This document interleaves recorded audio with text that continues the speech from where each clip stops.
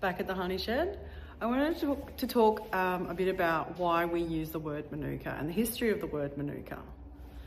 So the word Manuka is a Maori word and it comes from New Zealand First Nations people.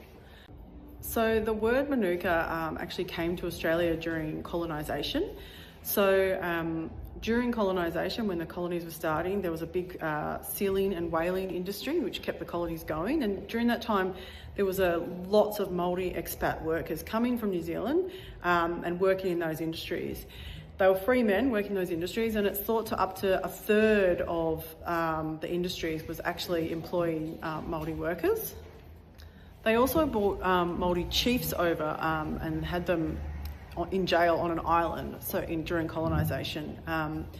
And during those times, the Maori chiefs and the Maori expats actually were working with the colonial botanists, mapping or learning about the late native flora, and they actually adopted the New Zealand Maori word for Manuka during colonisation.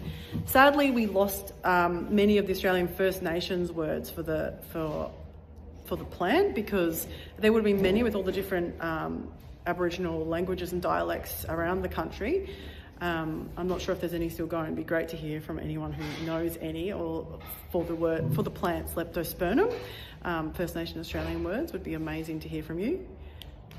But what this meant is that New Zealand lost the court case to try and stop Australian companies using the word. And what we love to think of it as actually a celebration of the continuation of the Maori language into current language. So all languages evolve and change and borrow words from different languages, and the dictionary is constantly evolving. So we really like to think of it as a celebration of the continuation of the use of Maori words in our current culture.